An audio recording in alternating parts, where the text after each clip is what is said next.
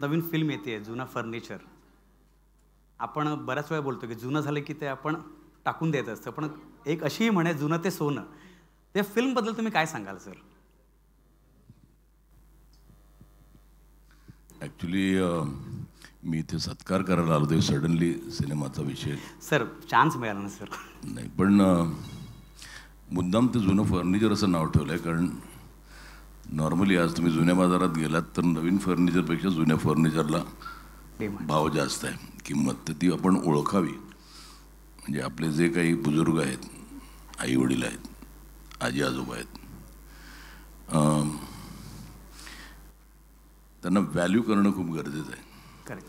कुठून तरी त्या ह्याच्यातनं आलेला हा विषय होता आणि आपण त्याच्यावरती वेगळा कधीतरी गप्पा मारू. आज आपण नक्की अजून बाकीच्या कुठल्या गप्पा मार. हां, पण मला सुखासुखी या तुमच्या एक तर तुम्ही प्रचंड खवय्ये आहात हे सगळ्यांना माहिती आहे. सुखासुखी नाव ठेवण्याआधी असं डोक्यात होतं का यायचं तर या असं तुमच्या डोक्यात होतं का हॉटेल? नाही, आधी एक असंच नाव होतं यायचं तर या. आता जरा उर्मट वाटलं असतं ते. माझं असं कायम म्हणणं आहे, म्हणजे आता हे प्रत्येकाला वाटत असेल, मला असं वाटतं की आमचं जेवण म्हणजे माझ्या घरचं नाही, मालवणातलं कोकणातलं जेवण हे जगातलं बेस्ट जेवण आहे. करेक्ट आहे. हां, असं प्रत्येकाला वाटत असेल, कुठल्या गुजरातीला वाटेल गुजराती जेवण, पण मला असं वाटतं. आणि माझी भयंकर इच्छा होती की माझी आई जे जेवण करते ते लोकांनी खावं. बरं, त्याचं नाव सुखासुखी जरा वेगळ्या ह्यानी पडलेलं. सुक्या मच्छीचं काही कुठे जागा नाही आपल्याकडे स्पेशली अशी. हां, पण मग ते आधी असं ठरवलं की आपण सुका बाजार द्यावा. पण नंतर तिकडे लोक यायला लागली, मग ते इन्सिस्टेड की आम्हाला फ्रेश पण पाहिजे, मग व्हेज पण पाहिजे. पण माझी कंडिशन ती आहे की हे मालवणीत जेवण, म्हणजे ते माझ्याकडे पनीर कोणी मागितलं ते मिळत नाही. मी मागितलं तर मी मॅक्झिमम त्याला खरवस देईन. पण नथिंग अगेन्स्ट इट. म्हणजे मी बाहेर जाईन. मला वाटलं पंजाबी जेवण मी बाहेर जाईन की आहेत की सगळी इटालियनमध्ये देत मागता का तुम्ही मालवणी? नाही ना, मग इथे नका मागू. हे माझं त्या ह्याच्यातनं सुरू केलेलं ते होतं. आणि माझ्या असं लक्षात आलं की जे मला वाटतं ते लोकांनाही वाटतं की मालवणी जेवण हे जगातलं बेस्ट जेवण आहे. पण करेक्ट आहे सर. एक वेगळा प्रश्न म्हणजे लोक ट्रेंडिंगमध्ये असलेला की म्हणजे तुम्ही बिग बॉसचं अँकरिंग करता आणि भारी वाटतं ते. पण समजा तुम्हाला पार्टिसिपेट करायचं सांगितलं, तुम्ही कराल का? नाही काय वाटतं तुम्हाला? विकृत पैसे दिले तर करीन. म्हणजे मला एकदा खूप वर्षापूर्वी हिंदीसाठी विचारलं होतं की बिग बॉस में जाएगा क्या. मी म्हटलं मला आठवड्याचे 2 कोटी रुपये द्या. आराम करायला एवढे पैसे देत असेल तर काय आहे. आता मी बघितलं ना बिग बॉस, बाकी काय मग भांडण उकरून काढून, कंटाळा आलं की भांडण उकरून काढायचं तिकडे आणि बाहेर पडायचं. पण म्हणजे ऑल सेड अँड डन, म्हणजे मला हा बिग बॉस हा शो मी अँकर करायच्या आधी मी बघितलाही नव्हता. आणि मला वाटायचं का लोक असे नुसते बसून बघतात.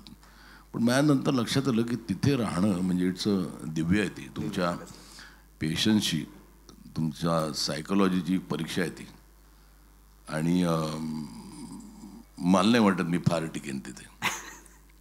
म्हणजे मी पर्सनली, म्हणजे मी आता ह्यांना ॲडवाईज करतो कसं राहायचं, पण मी ॲट डाऊट, बिकॉज मी रिॲक्ट करतो लगेच.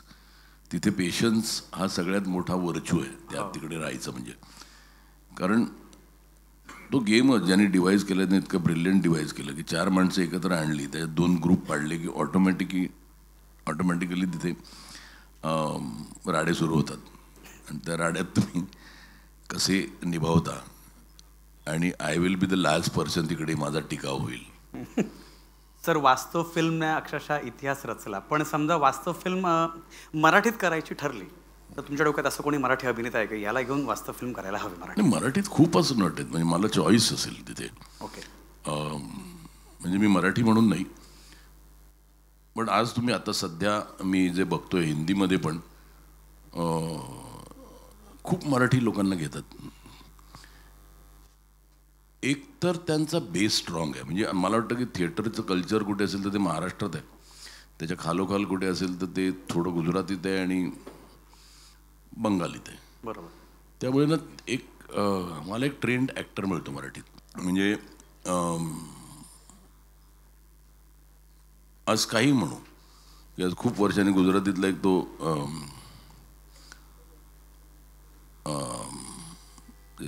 जी सिरियल केलेली ती गांधी, हां, प्रतीक.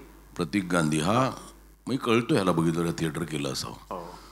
कळलं त्याचा बेस स्ट्रॉंग आहे. तसं मराठीत खूप ॲक्टर आहेत जे रोल करतील. म्हणजे मला पटकन कोणी विचारलं तर मला आता सध्या दिसतोय की तो रोल सिद्धार्थ जाधव अप्रतिम करेल. अरे वा. म्हणजे सिद्धार्थ जाधव म्हणजे आत्ता मी जी मराठीतले नट बघतो सगळेच चांगले आहेत, पण सिद्धार्थला एक पॉईंट देतो कारण तो फक्त कॉमेडी नाही करत. त्यांनी मी त्याला ज्यावेळेला लालबाग परळमध्ये घेतला तेव्हा त्याला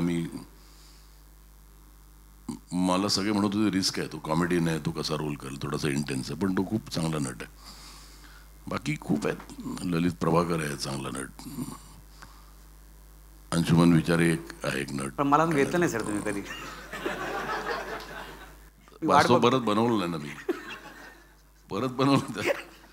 पण मला वाटतं मराठीत ॲक्टर्स म्हणून प्रचंड टॅलेंट आहे. म्हणजे मला त्याचं काही डाऊटच नाही. आज एक उपेंद्र लिमये ज्यावेळेला हिंदीत असा आज त्याला असा मान आहे. म्हणजे मी एक ॲनिमल नावाचा पिक्चर पाहिला आणि सगळ्यांनी खूप लोकांनी पाहिला असेल, पण एवढ्याशा रोलमध्ये उपेंद्रनी जे काय बॅटिंग केली आहे आणि आयावर टाळ्याच नसत्या. आणि माझी खात्री आहे तो डिरेक्टर त्याच्या ॲनिमल फार्ममध्ये त्याला जवळजवळ रणबीर इतकाच रोल देईल.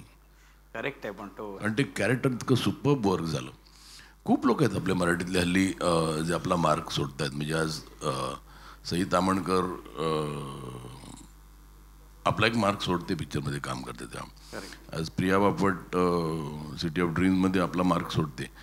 खूप लोक आहेत. आज वैभव तत्ववादी खूप छान काम करतो. त्यामुळे एक पॉझिटिव्ह आहे. आणि आपल्याकडे काय हिरोचं कल्चर नाही, म्हणजे स्टारचं कल्चर नाही कदाचित, पण कॅरेक्टर ॲक्टर्समध्ये आज मला नाही वाटत कोणी सचिन खेडेकरच्या ग्रुपमध्ये कोणी असेल जो त्यापेक्षा बरं काम करतो. किंवा आज किशोर कदम आहे, किंवा आज हा जो ओमकार भोजने नावाचा एक मुलगा आहे, तो तर माझा खूपच फेवरेट ॲक्टर. म्हणजे तो म्हणजे सिद्धार्थ नंतर कोणी आज आता पुढे मराठीमध्ये जो आपली छाप पाडेल फक्त कॉमेडीत नाही, करेक्ट, तो ओमकार आहे. त्यामुळे मला खूप चॉईस आहे आता मराठीमध्ये नटांचं. तर तुम्ही खरं म्हणजे मराठी इंडस्ट्री खऱ्या अर्थाने ग्लॅमराईज केली. म्हणजे पुरस्कारा सोहळा एकदम घेऊन गेलात, साता समुद्रापार. म्हणजे ग्लॅमर आणि एक वेगळं स्टँडर्ड तुम्ही जपलत. पण मला सांगा, तुम्ही लेखक आहात, दिग्दर्शक आहात, निर्माते आहात, स्वतः तुम्ही सगळं वेगळं करता, पण तुमची आवडती भूमिका कुठली जी तुम्हाला कम्फर्टेबल वाटते? मला डिरेक्शनच बरं वाटतं. नट म्हणून मी खूप रिलक्टंट नट आहे. का? कारण एक वय ज्यावेळेला मी पण यंग होतो, ज्यावेळेला इंडस्ट्रीमध्ये आलो तेव्हा मला पण नटच बनायचं. पण त्यावेळेला ना इतके चॅनल्स ओपन नव्हते. एक दूरदर्शन आणि एक काहीतरी डी मेट्रो. तो म्हणजे एक रोल असा आणि त्यासाठी भांड्याला एक 35-40 जण असायचे. बरं, आपल्याकडे काही ओळखी नव्हत्या कुठला की सुभाष गाई मला ओळखतोय किंवा हा. तर त्यामुळे खूप लवकर मला कळलं की इथे काही आपला निभावं लागणार नाही आणि शिफ्ट टू डिरेक्शन. आता अशी स्टेज आहे ना की मी जे रोल करतो आज हिंदीत किंवा कुठे तमिळ तेलुगूमध्ये, ते मी फक्त माझं किचन चालवायला करतो. पण त्यात काही नसतं फार करण्यासारखं. हिरोईनचा वडील किंवा एखादा विलन असे तोंड करतो, बस तेवढंच असतं ते. तर ते तसे एक्सप्रेशन झाली तू जाऊन वाण्याकडे पण मागू शकतो, त्याला काही तेवढे कुणालाही जमतात. पण त्यामुळे ना मग जर का एक रोल तसा असेल ना की मला एक कोणी रोल दिला चांगला तर, पण नाही तर मला ॲक्टिंगचा कंटाळाच येतो. म्हणजे मी I am a very reluctant actor. मला माहिती आहे ते पैसे माझं किचन चालवतं, त्यामुळे गपचूप करतो. तर मला एक माहिती, तुम्ही ऑल दी बेस्ट म्हणजे खरा यंग पूर्ण क्राऊड ऑल दी बेस्ट नंतर तुम्ही खरा परत थिएटरला व्यावसायिकला, पण तुम्हाला कधी परत एकदा व्यावसायिकवर पुनरागमन करणं असं वाटत नाही? नाही, करायचं मला नाटक करायचं आहे. 100% करेन मी एक नाटक. पण आता जर असं जरा मोकळा मी वेळ काढीन त्याच्यासाठी. कारण नाटक करायचं आणि मग डेट द्यायचे नाही हे बरं वाटत नाही मला. म्हणजे मी इनफॅक्ट सचिनला म्हटलं कुठलं तरी एक नाटक घ्यायच्यात आपण दोघे काम करूया. म्हणजे आम्ही आमच्या आयुष्याची सुरुवात ह्या फील्डमध्ये एकत्र केलेली. 1984च्या डिसेंबरमध्ये. बरोबर. तर असं मला वाटलं की करायला हरकत नाही, म्हणजे थोडा वेळ काढून सॅटर्डे संडे, कारण थिएटरला थोडंसं मग रिहर्सल करून मग डेट्स नाहीत, मग महिन्यात एक दशो असं नको व्हायला. पण थिएटर नक्कीच करायचं आहे मला. माझं प्रोडक्शन तर सुरू असतंच, पण ॲज अन ॲक्टर मला वाटतं it is like testing waters, की तुम्हाला अजूनही जमतं का. ते जे असतं ना की एक ऑडियन्स समोर, आणि it's like giving a one take shot always. पण ते करायचं आहे, पण बघू, वेळ काढून करणार आहे, मी नक्की करणार आहे. सर, सईला हिंदीमध्ये तुम्ही लॉन्च केलं, मराठीमध्ये असं काही डोक्यात आहे का? नाही, काय परत माझ्यावर नेपोटिझमचा आरोप ठेवला जाईल. असं नाही. आणि मला दिसत नाही त्यासाठी कुठला रोल. ओके. म्हणजे तिची जी जडणघडण आहे त्यात मला ती कुठे, म्हणजे माझ्याकडे ज्या गोष्टी आहेत त्या, कदाचित एखादी गोष्ट कोणीतरी मला सांगितली की ज्याच्यात ती करेक्ट बसते, पण उगाच ती माझी मुलगी आहे म्हणून मला तिला सिनेमात घ्यायचं नाही आहे. आणि मी माझ्या मुलालाही घेतलं नाही. मी ते एका पिक्चरमध्ये ट्राय केलं आणि मी एकदा त्याला बसवलं त्याला आणि सांगितलं की बाबा, तुझं हे फील्ड नाही आहे. उद्या मला लोक हे म्हणायच्या आधी की उगाच तुझा मुलगा आमच्या माथी मारतोयस, त्याच्या आधी मी त्याला सांगितलं हे तुझं फील्ड नाही आहे. त्याला छान बसून कन्व्हिन्स केलं. काय असतं माहिती आहे ना की खूप either you are an actor or you are not an actor. शिकवून काही होत नाही. बरोबर. काहीच नाही. तुम्ही म्हणजे तुम्हाला रिॲक्ट करायला मी कसं शिकवू शकू? It is impossible. म्हणजे तुम्ही नट आहात किंवा नाही आहात, पिरियड, मध्ये काय नाही आहे. कुठलाही गेम तुमच्या टॅलेंट असेल, तुम्ही ते फाईन ट्यून करू शकता. तुमच्यात नाही, तुमच्या त्यामुळे बेसत नसेल तर बेसच नसेल. कारण मी तुला कित्येक उदाहरण दाखवतो जे असे तुम्ही पहिलाच एखाद्या माणसाला ओलांडून अप्रतिम काम करून जातो. तो काही शिकलेला नाही आहे, त्याला येतं. He knows how to react. आणि आपल्या इथे काय होतं, नटांचं ना सगळं आपल्या इथे अख्खा द अप्रोचेस अख्खा उलटा आहे. ते ॲक्टिंग करतात जे नको आहे आपल्याला ना, की तुम्ही वाक्य म्हणता ते खूप असे पल्लेदार, कुठे पॉज घेऊन बोलीन आणि काय बोलीन, हे नसतंच ना. ते तुम्ही त्यावेळेला त्या समोरच्या घटनेला रिॲक्ट होत असता. आपल्याकडचे नट आपल्या लाईन्स बघत असतात की ह्याचं संपलं की माझी लाईन कधी, आणि मी असा चोपीन आणि वाजवीन, हे नाही असतं ते. त्यामुळे तुमच्या लाईन्स बायहॅर्ट करून त्या अशा बरोबर ठरवून बोलून नाही होते. म्हणजे एक्झाम्पल म्हणून मला ना, मी कधी ॲक्टिंग करताना चुकलो किंवा फंबल झालो तर मी ठेवतो. मला ते आवडतं, कारण नॉर्मल आयुष्यात आपण फंबल करतो रे. हो, बरोबर. म्हणजे मला एकदा आठवतं की एक असा शॉट चालू होता माझा आणि शूटिंग चालू होतं. मी असा लांब शॉट होता, त्यांनी काही स्टेडी कॅम लावून केलं आणि मी असं येऊन, मी इन्स्पेक्टर असतो आणि काही इन्व्हेस्टिगेट कोणाची तरी बोलतोय आणि मला लक्षात नाही आलं. मी असं करता करता माझा फोन वाजला, किशोर होता. तर मी काय नाही, ते थांबवून फोन घेतला. म्हटलं रे करता फोन बाद मी, म्हटलं मीटिंग घेऊ जरा, काम चाललं. ठेवलं फोन. बरं, तो मला म्हणाला नंतर वन मोर लिहिते. म्हटलं क्यू? तो फोन आला. म्हटलं रे नाही येऊ शकत का? करेक्ट आहे. एखादा इन्स्पेक्टर इन्व्हेस्टिगेशन कडे गेलाय, त्याला ना म्हटलं मी तुला थांबवलो का, तुला कुठे वाटलं का?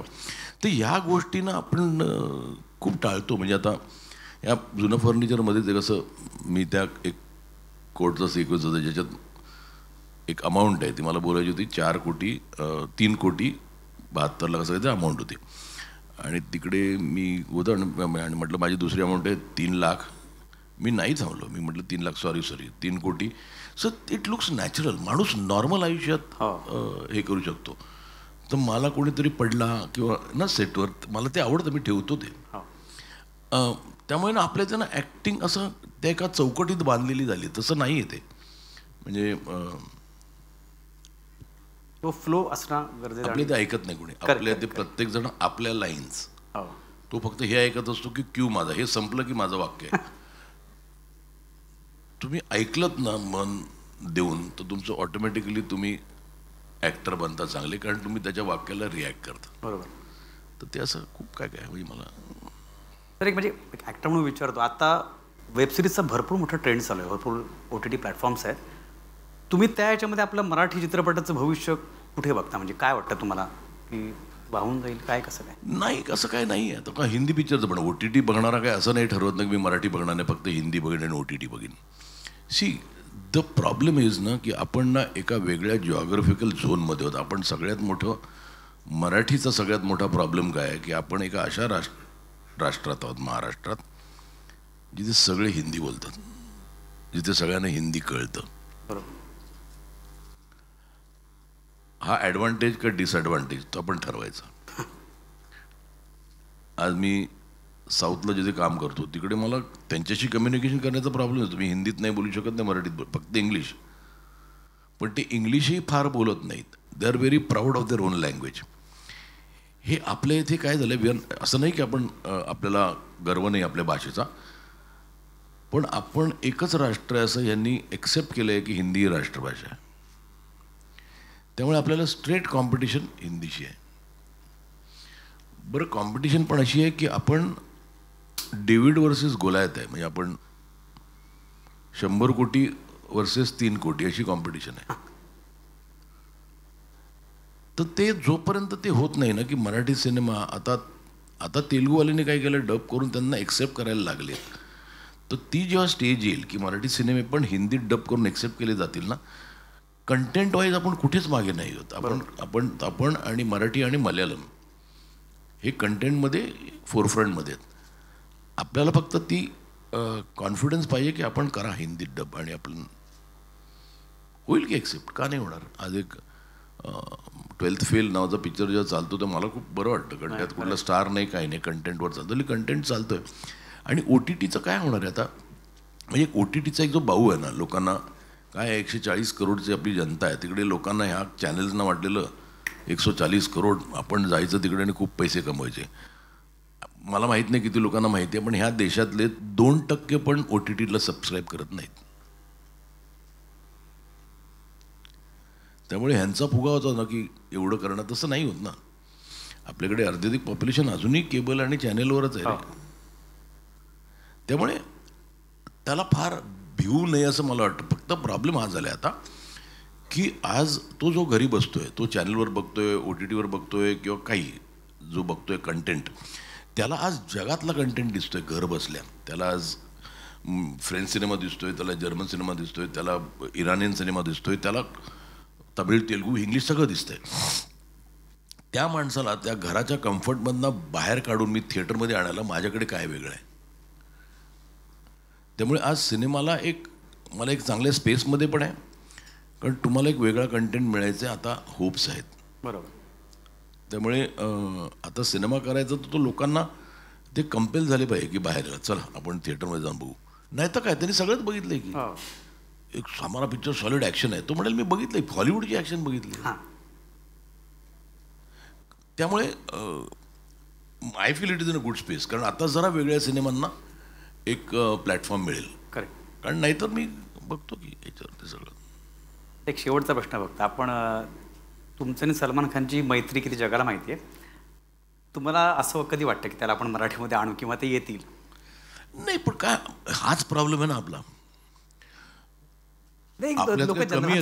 नको ना, पण मला तेच पटत नाही. म्हणजे सलमान माझा बेजवर हिंदी करीन की मला माझ्या मराठी माणसाला लोक बघायला येऊ दे रे.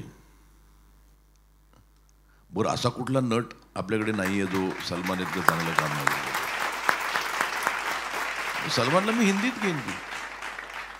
सी प्रॉब्लेम तो होतो की आपल्या मराठी माणसांनी थिएटरमध्ये यायला म्हणून आपण हिंदी माणसाला घेतो. तो आहे की हिंदीत करतोय की. बरोबर. म्हणजे मी जेव्हा साऊथला होतो ना, माझा ना त्यांना बघूनच मला असं खूप हेवा वाटतो त्यांचा.